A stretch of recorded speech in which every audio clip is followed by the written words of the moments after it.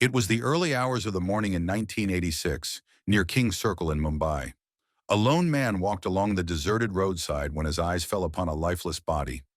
Shocked, he immediately alerted the police. Moments later, officers arrived at the scene, only to be met with a gruesome sight. The victim's head had been brutally crushed, making identification nearly impossible.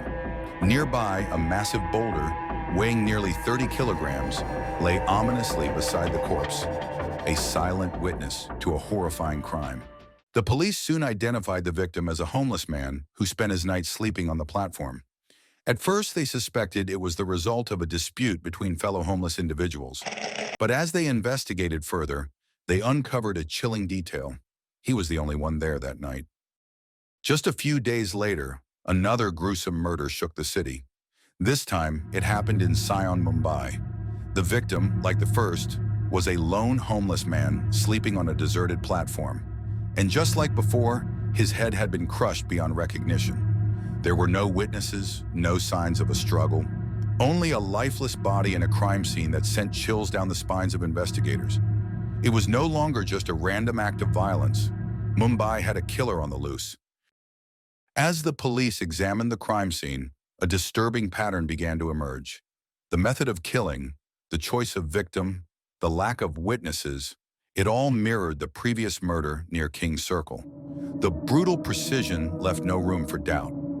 This was not a coincidence. The investigators came to a chilling conclusion. Both murders were the work of the same person. A serial killer was lurking in the shadows of Mumbai. With two brutal murders and no witnesses, the police found themselves at a dead end. They scoured the crime scenes for clues, but there was nothing. No fingerprints, no weapons, no trace of the killer. The city held its breath as fear began to spread. A murderer was on the loose, and the investigators had nothing to go on. The case had hit a wall, and the clock was ticking before the killer struck again. Between 1985 and 1988, the unknown killer claimed the lives of 12 poor, innocent men, spreading terror across Mumbai. Fear gripped the city as news of the gruesome murders spread. Platform sleepers, once invisible to society, became the focus of a nightmare, fleeing in desperation to escape the faceless predator. The police were still without a single lead or helpless against the mounting body count. Yet despite the lack of evidence, they refused to give up. Determined to end the bloodshed, they pushed forward, racing against time to unmask the shadowy killer before he struck again. Desperate to catch the killer, the police launched a citywide hunt, rounding up suspects and interrogating anyone who fit the profile. But despite their relentless efforts, they couldn't pinpoint a single culprit. The lack of progress frustrated the public, and anger toward the authorities grew. A year had passed since the killings in Mumbai, and the city had begun to forget its nightmare. But in 1989, over 1,000 kilometers away in Kolkata, horror returned.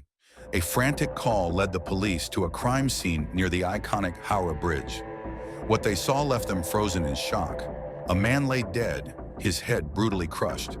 Beside his body, a heavy boulder rested, eerily similar to the murders that had once haunted Mumbai. The victim was soon identified, a lone platform dweller living in the shadows near the bridge.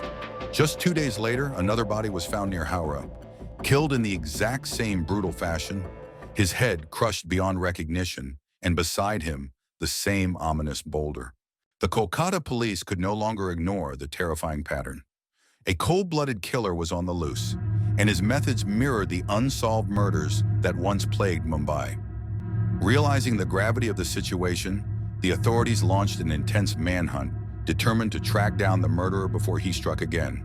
The city held its breath as the nightmare that once gripped Mumbai now took hold of Kolkata.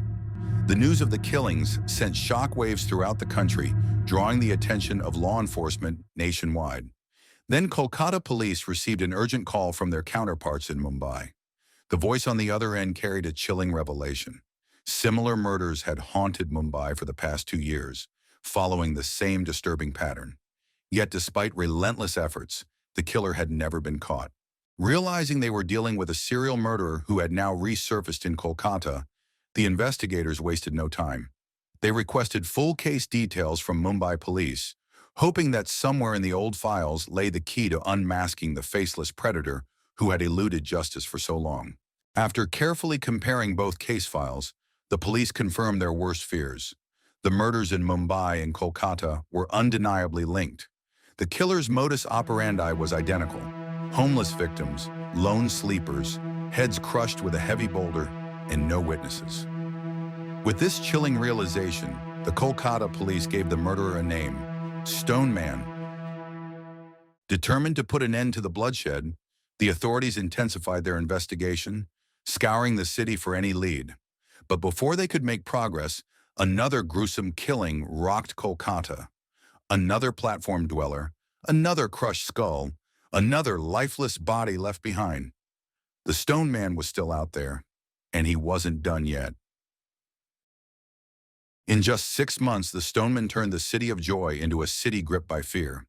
One by one, he claimed 13 innocent lives. Despite their relentless efforts, the investigators couldn't catch him. No clues, no witnesses, nothing to reveal the face behind the terror. The ones who suffered the most were the poorest, those without homes, jobs, or any means to survive. For them, the platforms were not just cold concrete, but a place of refuge, a fragile shelter in a harsh world. As the investigation intensified, the police began rounding up more suspects, dragging them in for questioning in a desperate attempt to break the case. Every lead, no matter how small, was pursued relentlessly. Then, just as suddenly as they had begun, the killing stopped. The city, though still haunted by fear, slowly began to breathe again. But the silence brought no comfort. There was no arrest, no clear reason for the end of the murders. Finally, the bloodshed came to an end. The killing stopped, and the city slowly began to heal from the nightmare, but the fear never truly left, because the Stoneman was never caught. Somewhere out there, the killer still roamed freely, his hands stained with the blood of innocent lives. As the years passed, the police eventually abandoned the hunt, leaving behind a case that would forever remain unsolved. In 2003, in the city of Kolkata, a shocking murder took place. The victim was a lonely platform dweller, found with his head crushed by a heavy boulder, just like the earlier killings. Both the police and the public were shocked by the similarities. The news spread quickly, and fear began to rise once again. The media started speculating, had the Stoneman returned after all these years? Was the same killer back, or was this the start of a new horror? But the story didn't end here. In just a few months, Kolkata was gripped by fear as nearly 10 murders took place, each one following the same horrifying pattern. Panic spread through the city as people began to believe that the Stoneman had truly returned. The police were under pressure, but the killer seemed to stay one step ahead, leaving no clues behind. Till now, the police have never found the Stoneman.